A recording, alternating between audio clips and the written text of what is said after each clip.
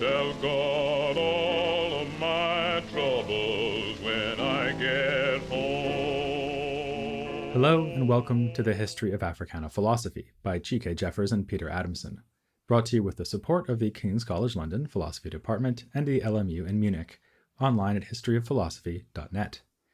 Today's episode, Planting the Seeds, James Africanus Beale Horton.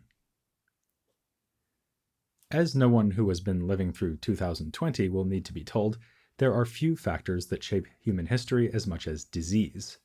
Many an army has suffered more deaths from sickness than from the enemy, and many a leader has died or been incapacitated at a crucial moment. This particular horseman of the apocalypse is particularly fond of riding out when populations come together, as they constantly do in today's globalized world and as happened more suddenly in earlier times.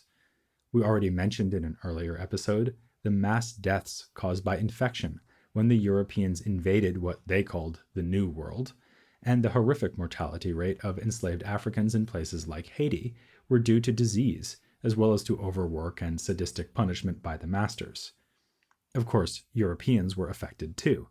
The soldiers of French armies sent to subdue Haiti considered the assignment to be nearly a death sentence, and colonizers sent to Africa itself frequently fell ill.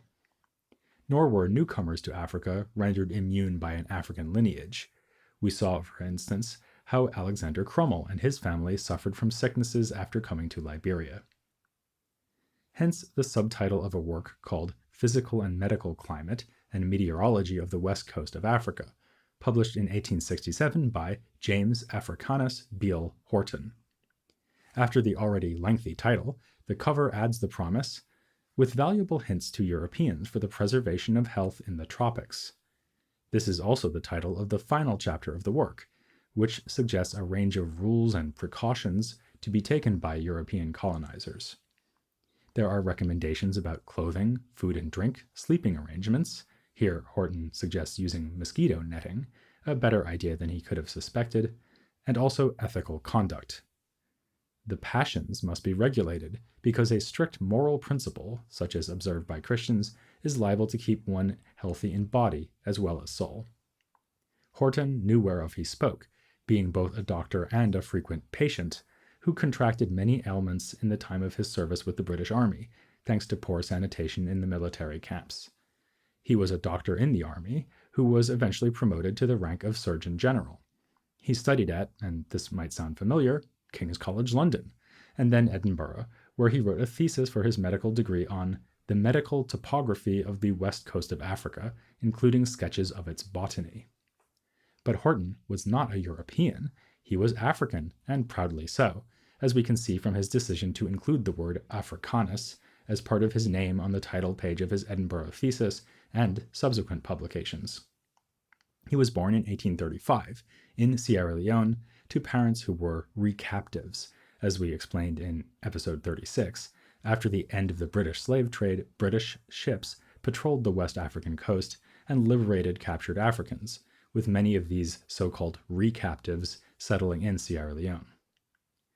Horton first studied at Fora Bay College in Freetown, and was one of 3 outstanding students from there who were sent to study medicine in Britain. It was hoped that these students would be more resistant, if not impervious, to the diseases rampant among British soldiers serving in the African tropics. The regiments in which Horton served were averaging something like a 15% attrition rate. But as shown by the publication of his study on physical and medical climate, Horton was not satisfied simply to dispense quinine and sound advice to his military colleagues. He was a scientist who made careful observations of the plant life, soil, epidemiology, and climate of West Africa. In keeping with the theories current in his day, he assumed that such diseases as malaria were caused by poisonous vapors emitted, for example, by moldering vegetation. He also seems to have applied his interest in environmental factors to a topic that has been of more central concern to us in this podcast series, race. For his ideas on racial difference, we need to turn to his most famous work, West African Countries and Peoples, British and Native, which was published only a year after the treatise on climate and adopts the same empirical frame of mind. Again, the subtitle is telling, or actually subtitles, because there are 2 of them.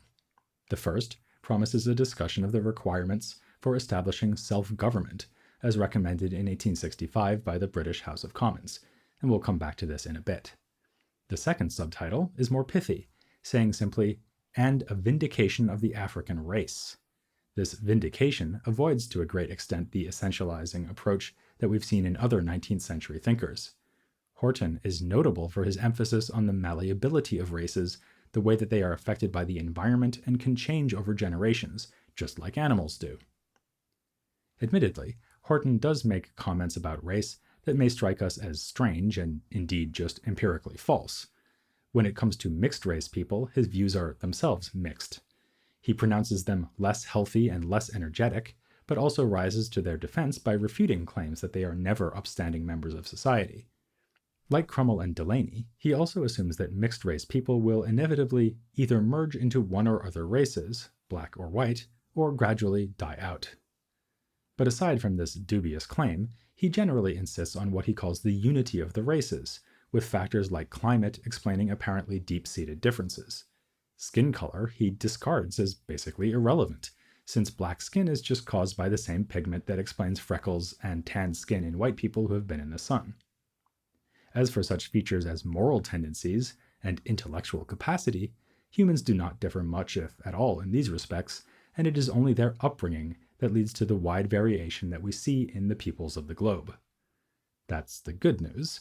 The bad news is that many factors have conspired to make the environment in Africa a disastrous one for its inhabitants. Having emphasized the unhealthiness of the tropics in his work on physical climate, he now adds that the cultural climate of Africa has led to all manner of spiritual maladies. He is particularly horrified by the practice of domestic slavery, that is, the enslaving of Africans by other Africans, which he sees as antithetical to civilization. Where the one exists, he says, it is impossible for the other to thrive, and he identifies domestic slavery as, in every way, the most destructive element in the Gold Coast politics. Another problem is traditional African religion, which for Horton is nothing but heathenism. Between these factors, the effects of constant warfare and exploitation by European powers, the Africans are, in Horton's judgment, rude and barbarous, in a primitive state of ignorance and poverty, and were in a state of utter barbarism until the British came along. Indeed, in Horton's estimation, the benevolent influence of the British has brought many Africans to a condition of semi-civilization. He is particularly impressed by the progress in his native Sierra Leone. It cannot be shown in the world's history that any people with so limited advantages has shown such results within 50 years. This, of course, supports his more abstract philosophical point, namely that human nature is the same everywhere, so that even a few years of benevolent oversight and education can work wonders. Sure, the African natives may be backward and brutish, but this was no less true of the British themselves in ancient history, before the Romans brought civilization. This allows him to reach the following stirring conclusion. I claim the existence of the attribute of a common humanity in the African or Negro race.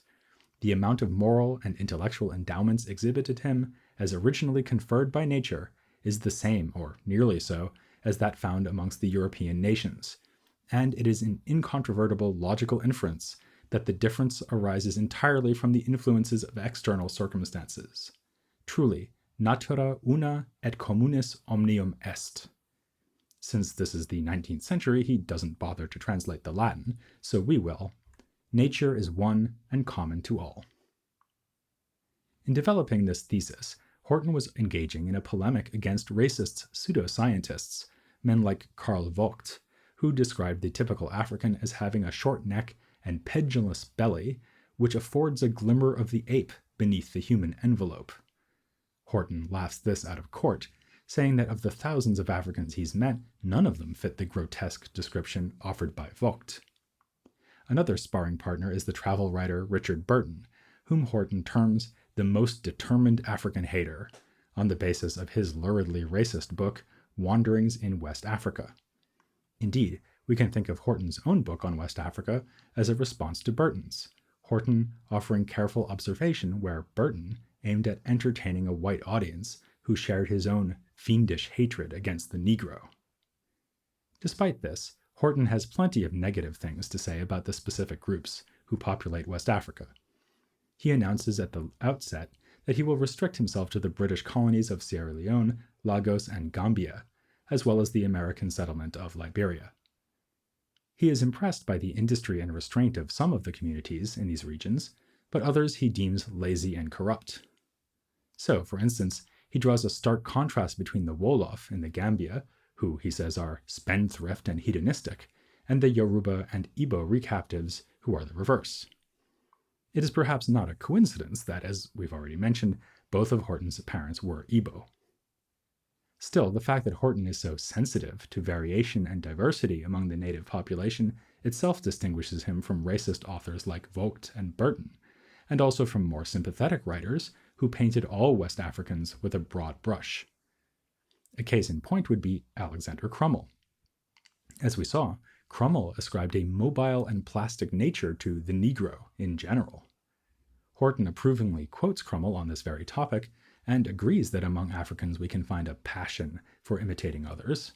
But tellingly, he ascribes this trait not to all Africans or even all West Africans, but to the Igbo people specifically.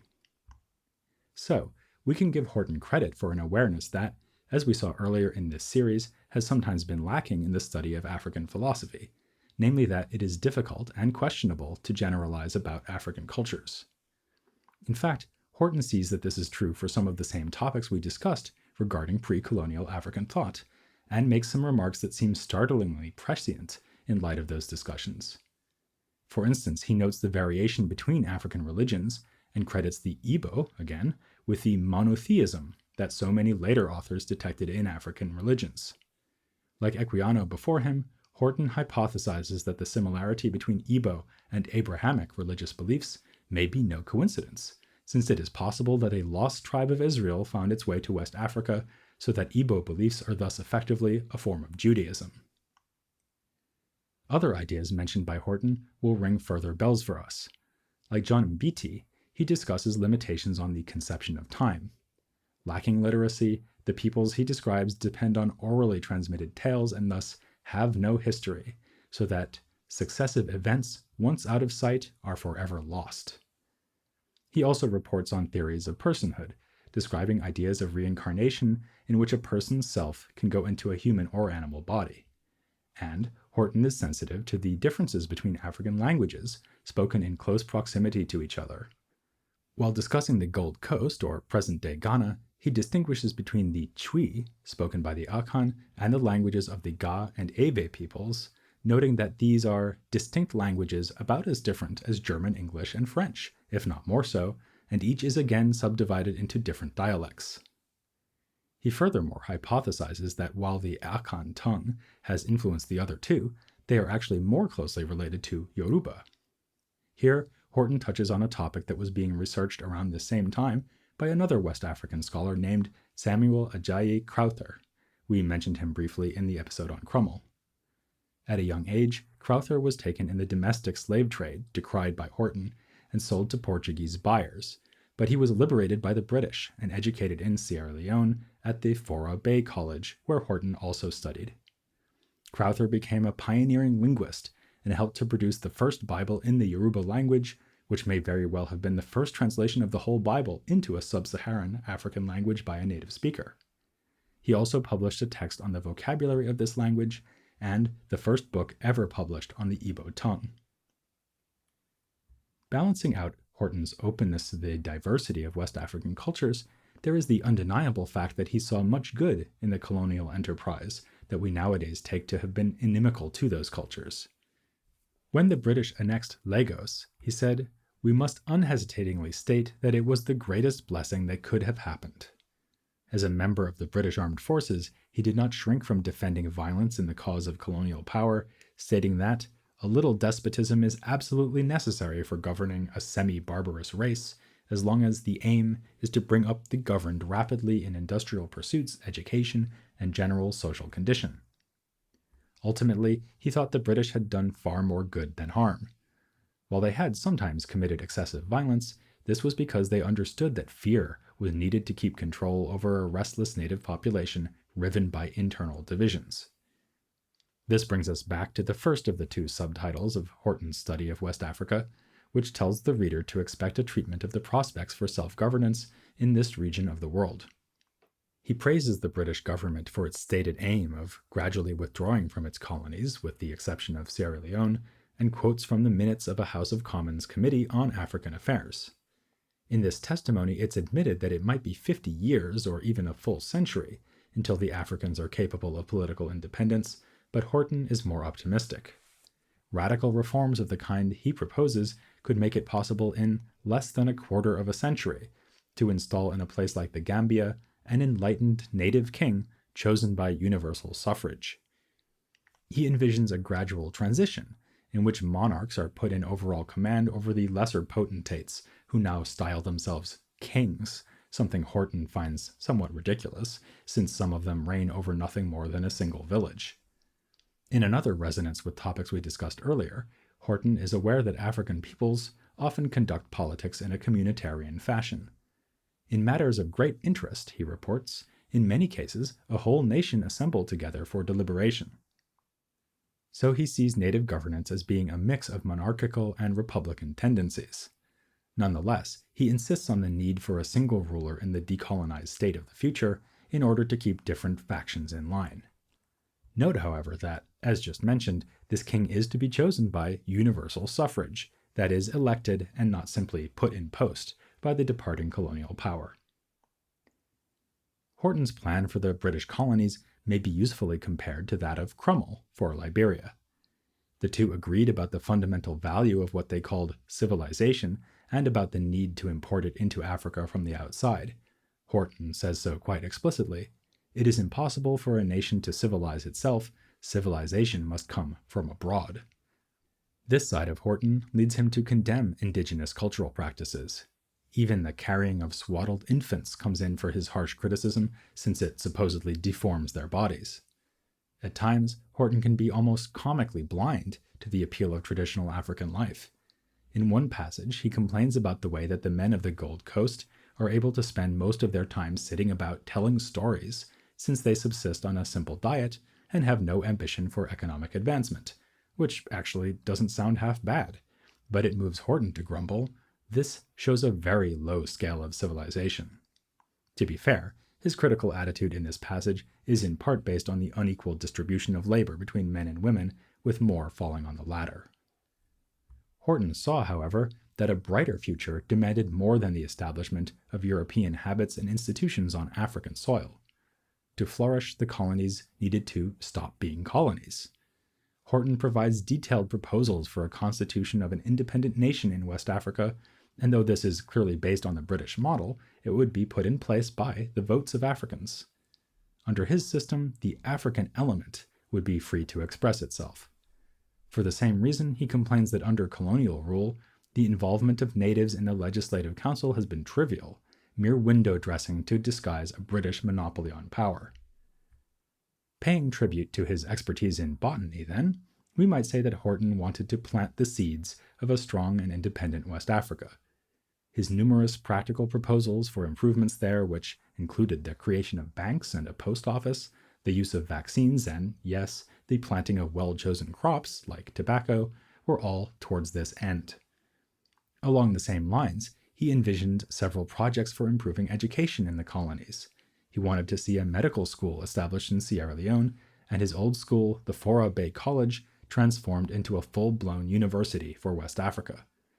These ideas came to nothing, as did a high school he endowed in his will, which unfortunately never materialized after his death in 1883, but at least Horton died still dreaming of a better future.